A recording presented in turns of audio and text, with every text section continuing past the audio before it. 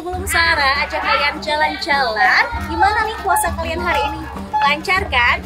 Nah, puasa asyik kali ini Sarah sudah berada di salah satu masjid yang ada di kota Solo, yaitu Masjid Laweyan Surakarta. Nah, masjid ini memiliki bangunan yang masih ada nilai-nilai dari agama Hindu. Kita mau tahu nih apa yang ada di dalam dan bagaimana suasananya. Yuk langsung aja.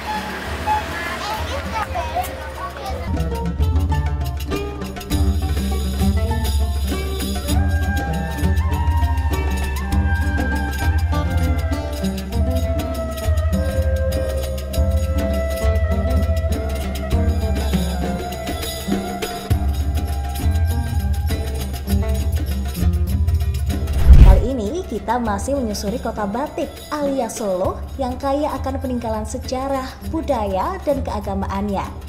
Salah satu masjid yang akan kita datangi adalah Masjid Laweyan.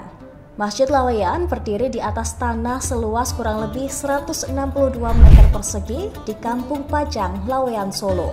Lokasinya tak jauh dari anak Sungai Bengawan Solo yang dulunya menjadi jalur perdagangan utama para saudagar. Tak hanya mengandung budaya Islam, namun masjid ini juga menyiratkan bangunan pura, tempat ibadah umat Hindu. Dikenal juga sebagai Masjid Ki Ageng Henis. Masjid ini dibangun pada tahun 1546 pada masa Sultan Hadiwijaya, salah satu sultan Kesultanan Pajang yang merupakan cikal bakal dari Kasunanan Surakarta dan Kesultanan Yogyakarta.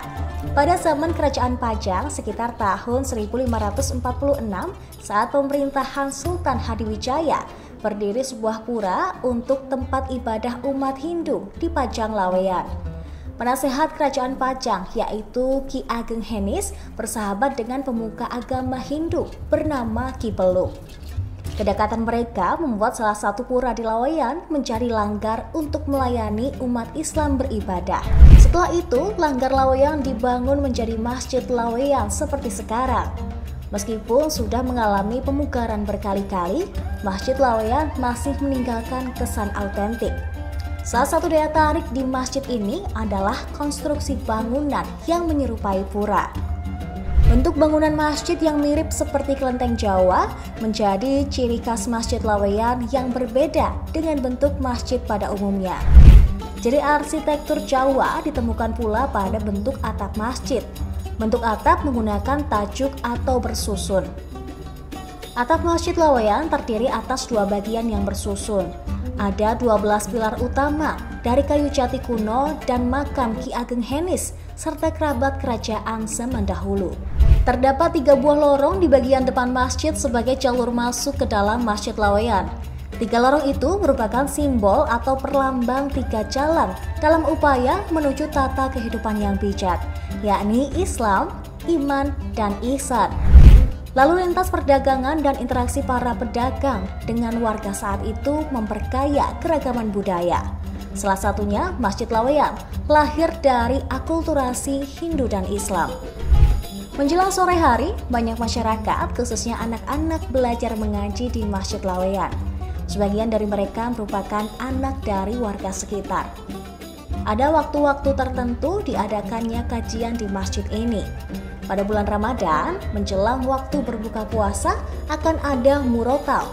Jamaah akan mendengarkan dan membaca ayat-ayat Al-Quran agar mendatangkan ketenangan jiwa. Setelah berbuka puasa, akan dilanjutkan sholat maghrib, sholat isya, dan ibadah tarawih. Setiap menjelang lebaran, Masjid Laweyan ramai dikunjungi oleh warga. Biasanya mereka melakukan wisata religi atau sekedar berziarah. Kalau Tribuners gimana? Tertarik untuk mengunjungi Masjid Laweyan? Sekian perjalanan Sarah dalam puasa asyik kali ini. Pantengin terus puasa asyik selanjutnya ya. Wassalamualaikum warahmatullahi wabarakatuh. Jangan lupa like, subscribe, dan share ya.